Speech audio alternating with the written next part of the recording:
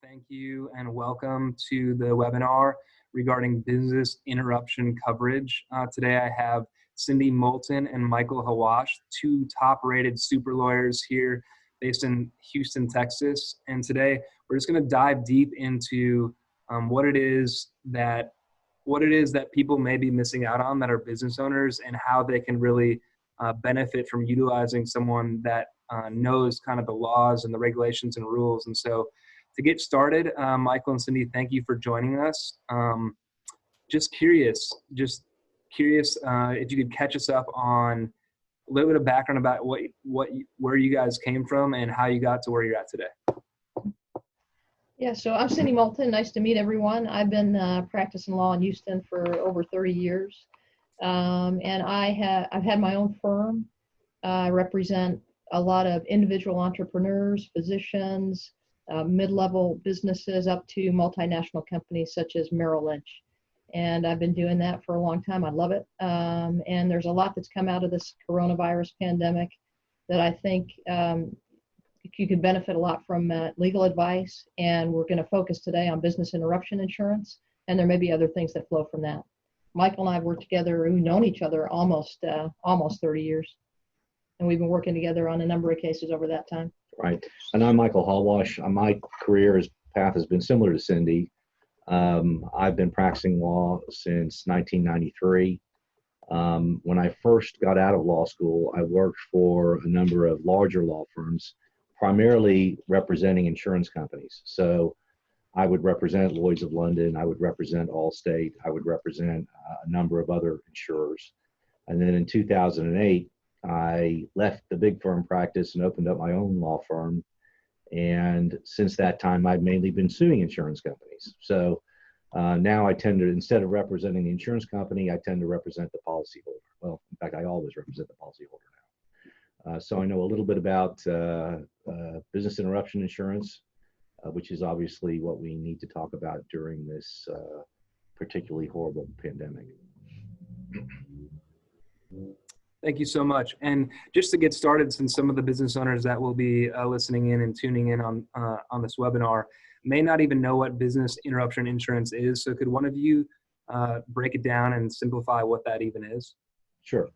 So what business interruption insurance is, and usually it attaches to a property policy, and it is to compensate a business owner for lost revenues during some type of enumerated event. Typically, when we see business interruption claims, is usually when a business has had a fire, for instance, and the business is shut down, and obviously you're not making revenue if your building burned down or is being partially burned down and is being repaired. And so the business interruption insurance will kick in and pay for those lost revenues during that time of remediation. In Houston, for example, we see a lot of flood claims. And so we'll have business interruption insurance that attaches often to flood claims. We have not seen a lot of business interruption claims coming out of pandemics because we haven't really had any pandemics. So this is relatively new ground for the insurance companies and the lawyers that handle these types of claims. We have been, since the pandemic began, I would estimate that we've looked at possibly maybe 50 or more insurance policies for different businesses, and all of them are different. So far, I am not aware of a single insurance company accepting a business interruption claim coming out of this pandemic. They are routinely just denying each and every claim. And they are denying claims, not only claims that are marginal, maybe there is no way to get coverage under the policy, but they're even denying claims for people that actually have pandemic insurance. We've filed a lawsuit already on behalf of a theater chain that actually had pandemic insurance to compensate them for their business interruption. And the insurance company even denied that claim. So not a lot of people have pandemic insurance. They have more traditional business interruption policies, and all of those policies are different. And it is absolutely vitally important that you have a lawyer review those policies to determine whether or not there is a path to coverage. the insurance company is going to send you a denial letter if you make a business interruption claim. And the denial letter is going to enumerate all these different reasons why they say you don't have coverage. That is not the end of the road. That's just the beginning of the road. You know, a lot of people's, their only experience with insurance, maybe if they've had a car accident or they've had a loss of their home or something of that nature, or you've made a, you know, a simple claim to get your car repaired. And things like that aren't really denied by insurance companies very often. And so we trust insurance companies. It's our natural instinct to do so. In these types of instances, the insurance company is not your friend. They are going to pull every trick in the book. They are going to do tortured reasoning of these policies and in order to deny coverage. So it's very, very important that you get a legal professional who knows insurance law to look at your policy to determine whether or not coverage actually exists. Yeah. Hey, Mike, let me jump in and actually ask you a question. I mean, Yeah. the claim denial, everybody does need to understand that the claim denial, as Mike said, is not the end of the road. That's not a place to stop. So if you've made a claim through your broker and you've gotten a letter back from the insurance company and they say it's not covered, that's only the beginning. But more importantly, the beginning before the beginning is I've run into a lot of people who don't even know whether they have business interruption coverage or not, or what it is, or where to find it, or how they know. Right. So I think that's probably a good subject to talk to. Yeah, if you go to the easiest way to find out if you have it or not is to call your broker and ask your broker, do I have business interruption coverage? If you look on your schedules of insurance, usually in the first few pages, leave what's called a declarations page and then a schedule of coverage. And there you can see whether or not you have business interruption insurance. Even then, I would still, call your broker and ask them whether or not that you have that type of coverage. Once you determine that you do have it, then I would talk to a lawyer and have them review the policy in order to determine what type of business interruption coverage you have, what type of endorsements you have, and what type of exclusions you have. If you've made a claim already, okay, you've made a claim, that's okay. If you haven't made a claim and you plan on making one, I would do it in conjunction with a lawyer. And this is the reason why. Once you file that claim, you are going to make certain admissions to the insurance company on that proof of claim. And they are going to use those admissions against you in order to deny coverage. So it's very important that before you make the claim, that you know what your path to coverage is going to be. For example, a lot of business interruption policies have a virus exclusion. And so if you say we shut down because of a virus and you have that virus exclusion, well, you've just made an admission that perhaps the insurance company can use to deny you coverage. You said that you shut down because of a virus. You have a virus exclusion, no coverage, game over. Now, even if you have that virus exclusion, you can sit there and say, we didn't shut down because of a virus. We're not contaminated. We shut down because of a government shutdown order. Well, now you've made a different claim. You've not made a claim that's about a virus. You've made a claim about a government shutdown order. And then there's a whole slew of different policy endorsements and policy exclusions that may apply. But those are the ones that might be better for your particular claim. And so that's why it's very important going in that you know which path you need to go down, the minefield that you need to navigate in order to get to coverage. Because if you do step on a landmine, it's over, or it can be over. But that's why I can't emphasize enough how important it is to have a lawyer review the policy and determine what your particular path to coverage is going to be. And also, when you make that call to your broker, a lot of times when you buy insurance, you get the declarations page and you put that away in your file. When you make that call to your broker, ask the broker for a copy of the full policy with all the endorsements, and then make sure that it's the policy that covers the policy period up to the present, so the most recent policy. Right. Policies change from year to year, and oftentimes the broker may know about the changes, and sometimes the broker doesn't even know about the changes. But if you've got a policy from a couple of years ago that doesn't necessarily mean that's the policy that's in play today. So you do have to have the accurate language, because the insurance companies adjust that language all the time. You can be darn sure that when this pandemic is over, the insurance policy and the business interruption insurance that you have for the next policy year is going to look a lot different than the coverages that exist this year. They're going to tighten up those policies in order to be able to reject these claims the next time this happens. Just like we saw after 9/11, the insurance companies came and changed all of their terrorism exclusions under their policies because of that particular event. And we're going to see that happen after this event too. Well, thank you for sharing all that information, and that's obviously really important in things for business owners to know. So what are the kind of people that you're looking to help between the two of you? Like, what would be an ideal person that would seek out to for your services and kind of utilize you? And with that being said, are you willing to help look at people's policies?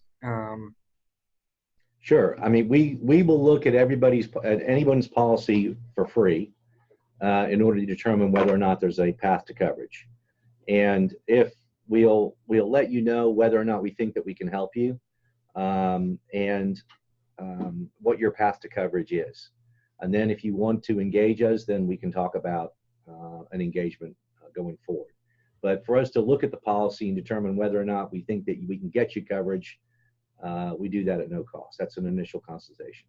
Yeah, and in terms of who we'd be happy to help, Brett, it's just anybody who has a business who has had to close their business, or if they haven't had to close their business, they've still remained open, but their revenues have gone down. So they've still had a loss of revenue and a loss of income as a result of the pandemic. Right. Yeah. I mean, everybody's been affected by this, and so let's assume that you've got a restaurant or a yoga studio or a gym, and you've been shut down. Obviously, that is will support a business interruption claim, assuming you have that type of coverage. But there's other people who've been affected too. Let's assume that you manufacture something that, whereas you have not necessarily been closed down, your customers have been closed down, so they're not buying anything. There are different types of insurances that can actually apply to those types of supply chain type claims. So the only way really to know whether or not you're covered is to put your policies together, talk to your broker and talk to an insurance professional, whether or not you can be covered in this particular instance.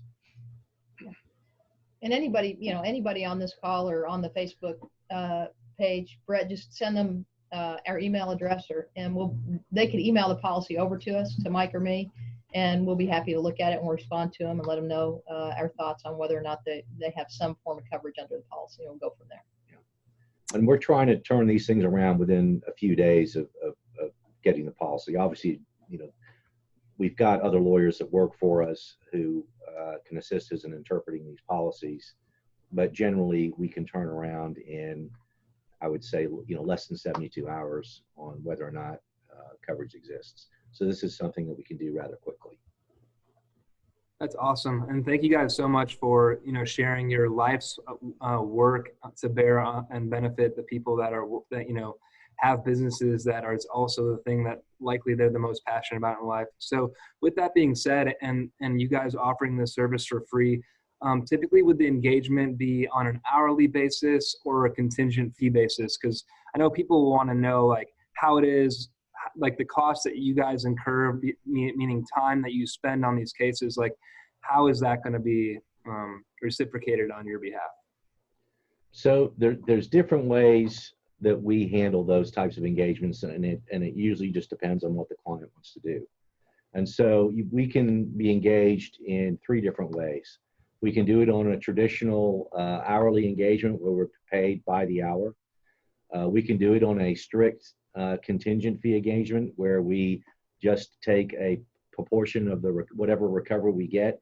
And I should tell you that in insurance bad faith claims, attorney's fees are a recoverable damage. So we can increase the amount of the ultimate recovery by attorney's fees.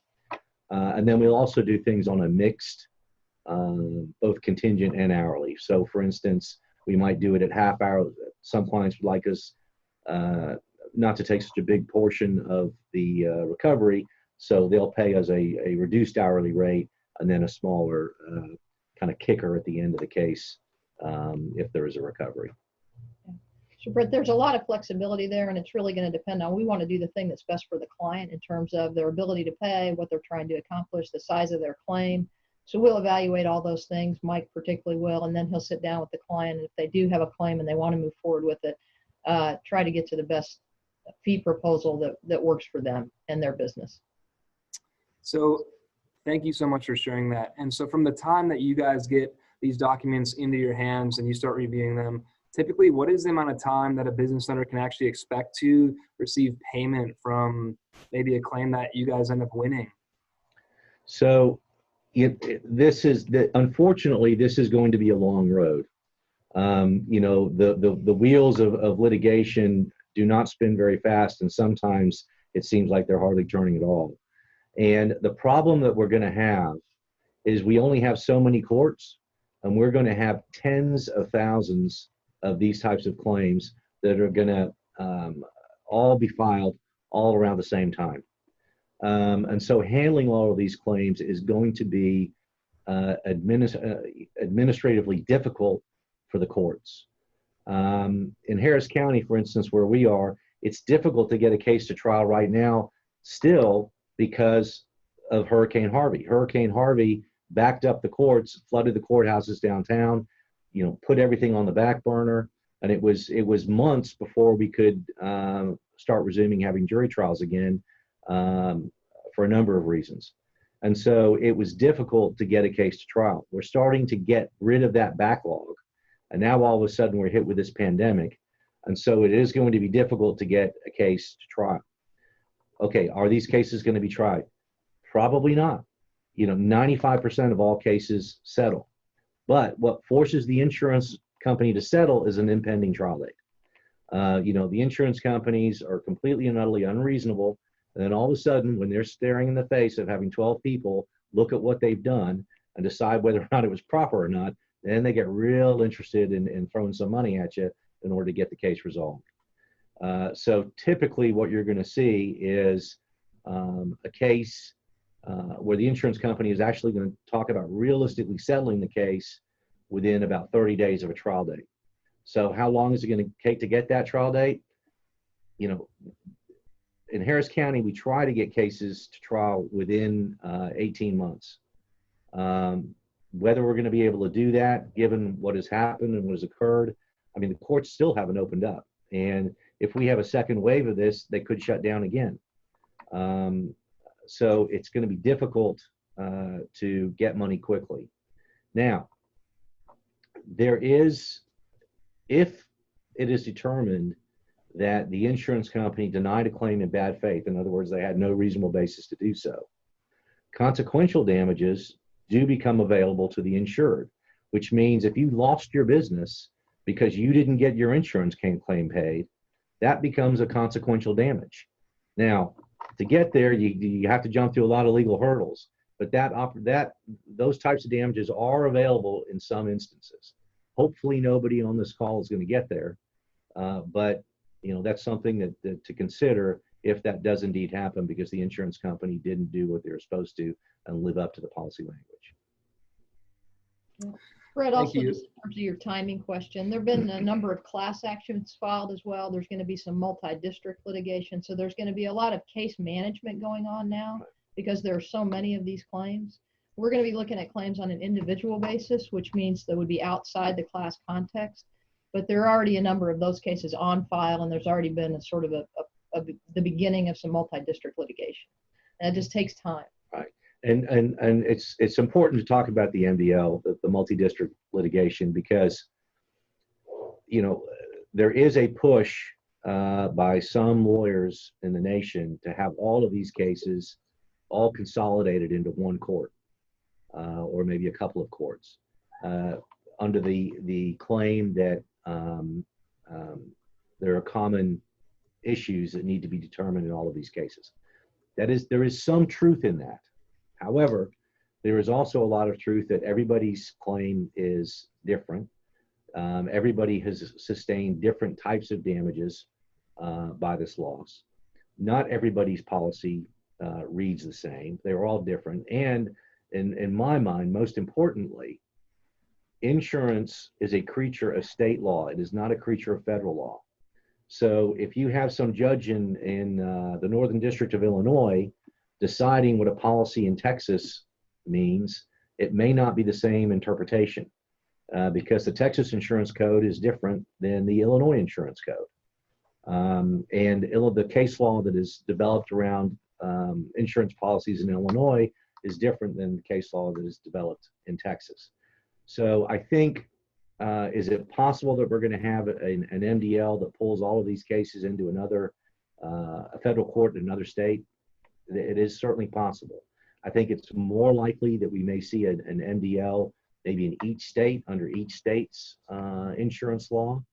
And I think it's also possible that some of these cases are going to remain separate. Whether or not it would be beneficial for each one of the people that are looking at this this video to participate in an MDL or participate in a class action, we'd have to look at a number of different factors. For example, there are going to be so many claims, and if some of these claims, if there are rulings that benefit the policyholder as opposed to the insurance company, it is very possible that some insurance companies are going to go bankrupt and they're not going to have sufficient assets in order to pay the claims. And so in those instances, it may be wise to be part of an MDL where the court can determine, okay, look, we can't pay your entire claim, but we're going to pay you a portion of your claim. And that can be done within an MDL context. It's difficult to do in an individual case context. But we're not there yet. We're going to have to see what happens. I think it's very possible that the government is going to step in and be a reinsurer for some of these insurance companies in order to make sure some of these claims are paid. You're starting to see some rumblings of that in Washington and some of the state governments. So we'll be monitoring that and seeing what happens over the next 2 or 3 months in that arena. Yeah, so that's another reason, Brett, why, if you put it in the hands of a lawyer now, they are going to be monitoring those things over time. I mean, you may get a denial letter. You may say, a small insurance company, they went out of business and you think it's hopeless at that point. So you sort of give up or you stop the process. But if you put it in the hands of somebody now who's monitoring everything that's going on nationwide in the MDLs, in the class actions with respect to additional government funding, there may still be something there for you as you go down that road. So now's the time at the beginning of the process to see if you have the coverage, try to pursue or at least get in the hands of someone who can be watching that for you. Don't give up too easily. Yeah, and it's important to get the process started now. I suspect that some of the people watching this maybe applied for the PPP loans, the payroll protection loans through the SBA. And, basically if you applied early, very, very early, basically on day one, you got it. And if you were later than that, you didn't. Well, some of these business interruption claims may be the same way, particularly with insurance companies that have limited assets. That's really good information. And I liked what you said, Cindy, about giving it to a professional that's going to monitor it, because I think one of the biggest disruptions that I see in working with my business owner clients from a financial advising perspective is that they get too caught up in trying to figure it out themselves. And then they take the eye off the ball on running their business and looking into areas on how they can expand and evolve their own business with, I mean, personally, I believe the world's never going to really go back to the way it was. And so it's about creating that new normal versus like just figuring out how to go back to the old way. We do have a question in the chat that's really actually quite good coming from Stephen. He says, what about dealing with commercial landlords? Or if people like him don't qualify for business interruption insurance, are they at the mercy of their landlord when it comes to renegotiating lease agreements? or what types of different courses of action can those types of people take? You want to tackle the landlord one? It's Inter- a lot of it's going to depend on what your contract, your contract says. Look, if a landlord, and it depends, a lot of it's going to depend. Are you talking about a residential lease or are you talking about a commercial lease?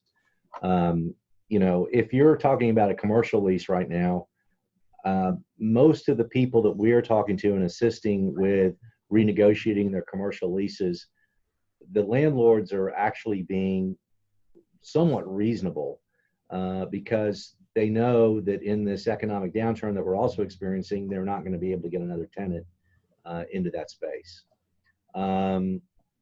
If you've been a problem tenant or for some reason they want to get rid of you, well, now they're going to have a pretty good reason to do so if you haven't paid your rent because you've been shut down. And a lot of that kind of applies to commercial leases, or residential leases as well. We were actually just on a call yesterday with a bunch of commercial real estate with a bunch of landlords. So a lot of that's going to come. A lot of it also comes down, Brett, to just bargaining power. So some of these our clients who are commercial real estate owners, the big box companies, they've just basically said, we're not paying our leases. The Gap, actually, I think that you can probably Google it and you'll find out the Gap has said they're not paying rent for 3 months or something like that. So they have a lot of bargaining power. The landlords don't want them to leave. They may tack it on to the end of the lease once things get better. I've also got a small business in a little strip shopping center, and our landlord for a couple of months agreed to just let us pay the common area maintenance. And he actually hasn't even said that he's going to go back and require us to pay the base rent. So be creative. Think about how you can negotiate with your landlord in a way that enables you to continue your business, and also entices the landlord to want you to stay. They're having problems too. I mean, in the commercial real estate clients that we have, a lot of them have lost about 50% of their rents. But they don't want to go back and they don't want to evict you. They don't want to go back and then have to build out the space for a new tenant if you've been a good tenant. So do look at your lease, but also just think about where you have bargaining power, where the incentives are on your side and where the incentives are on the landlord's side, and try to come to some reasonable accommodations. And we're finding that most landlords want to do that as well. Right. And like, for instance, one of the ones that we just negotiated just this week is we took the 3 months rent and we based that the landlord is going to forgive and then kind of amortize that over the remaining portion of the part of the lease. And that was something that was manageable for the business owner to do, assuming that we come out of the pandemic. I love that. And would you say during these times, because the pandemic is something that not a lot of people, maybe anybody, has really gone through before. I know that from a financial perspective, we're experiencing a sharp recession, which is really, unraveled a lot of people's mindsets around investing and the stock market and all that kind of stuff. But would you say that people that you're coming across, do they even necessarily know if they have business interruption claims? Yeah, well, I think a lot of people that I've talked to know that they have business interruption insurance, but they've just done a casual look at their policy and they've seen, oh, I've got an exclusion for the virus. And so I've got a virus exclusion. So I haven't even bothered to make a claim because I know it's going to be denied. And from what we talked about earlier on, remember, if we frame it right, you didn't close because of a virus, you closed because of a government shutdown. And so finding that path to coverage is part of the game. And unless you've played that game, it's going to be very difficult for you in order to, navigate an insurance policy in order to get there. Insurance policies are, if you've ever looked at one, if you ever looked at your homeowner's policy, for instance, I mean, it is not something that is very easy to read. It is something that has been created over multiple different variations, and it's added to every year and subtracted from every year. Sometimes it can be internally inconsistent. There's litigation that occurs over those policies that causes the language to be changed and interpreted differently. So that's why, I can't underemphasize how important it is, or overemphasize how important it is to have a legal professional look at that policy to help you determine whether or not you have coverage.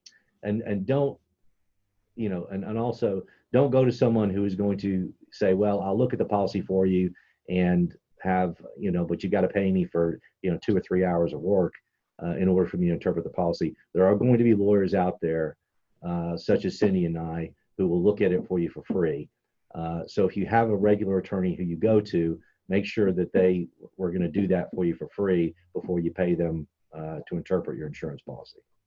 Yeah, and Brett, also a lot of people are just asking generally in the community. I mean, don't rely on, well, that's not going to work, or I talked to somebody and he said that wasn't going to work. And even sometimes your own broker. I mean, if you have business interruption coverage, get a copy of the policy. Sometimes even the broker might say, that's not really what it's intended for. That's not what it's meant to cover. So have a little bit more in-depth review, and just take the time. Doesn't take that long to get a copy of the policy and get it in front of somebody who will do that in-depth review for you. Another really good question that just came in is, would a general liability insurance policy typically have a business interruption rider or function to it? Typically, when you see a business interruption policy, it is going to be on some type of property insurance. So if you own a building, you'll have it on your property insurance. If you have a renter's policy, you typically have it there. Now, that's not to say that you might not have some type of business interruption endorsement on a CGL policy. It's just, but like I said at the beginning, if you go call your broker and ask them, or if you have your policy of insurance, look at the deck page and then the schedule behind it, and there'll be usually there's a section that'll be called business interruption. And so it's very easy to find out. Well, thank you, Cindy and Michael, so much for your time. I want to be respectful of all the people's time on this call and your time. And so just to close, what are the messages that you want my friends and my clients to have about getting help from lawyers like yourselves with vast experience on complex problems like these? I would say, if your business is struggling or suffering as a result of the pandemic, find out what's available to you, just generally as well. I mean, there are lots of things that are available to you these days. Do a little bit of research on the internet, find out what's available to you. With respect to this business interruption coverage, call your broker and see if you have the coverage and get a copy of the policy. And then get it in the hands of somebody who can take a look at it and review it for you and let you know whether you have a claim. And we're happy to do that.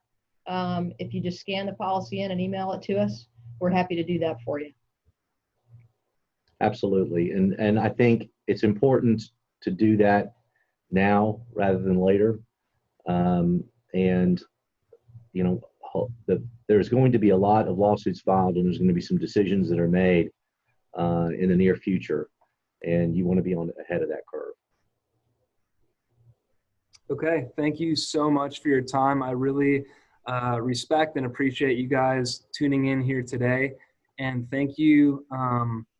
What is the best way? Could you just say on the video, what is the best way? What's a phone or email that they could contact you? I'm also going to put it on the follow-up, but what's the best way of someone can get a hold of you to get this process started since the time back? Our main number, which is answered all the time, is 713-658-9015. Or you can email me directly, which is mhawash, which is MHAWASH at hcgllp.com. Now, that's kind of hard to say. So it's Hotel Charlie Golf, Lima Papa.com. And Cindy? Why don't you, let's type Mike's got the keyboard in front of him. You can type the email addresses into the chat, but Okay. Cindy Moulton. Mike's going to type them in now. So Cindy Moulton, so it's C Moulton, MOULTON, at Moulton Wilson, just the way it sounds, MOULTONWILSON.com. And calling Mike is fine. I mean, we'll have one. Do you want to type your? Type it in for me. Okay. C. Moulton. The number that Mike gave is perfect, and we're talking to each other all the time, so that's fine. Okay, great. Thank you. Thank you for that. I will also put that in the follow-up for everyone, and I have their information. For those of you listening today, this is a really critical time. The time to act is right now. And so the reason that I work with people like Cindy and Michael and bring them on behalf of the clients that I have is because I trust and respect their life's work, and I know that they're good people that actually care about people. So just reach out. It's a simple phone call. It's a simple email. You don't know what you're going to get when you actually reach out and leverage the benefit of someone that's focused their whole life doing this to help you move your business to the next level to succeed. So thank you guys so much for tuning in today. Thank you for joining us, Cindy and Michael. Everyone have a wonderful afternoon, and until next time, take care. Thanks for having us, Brad. Best wishes to everyone. Thank you.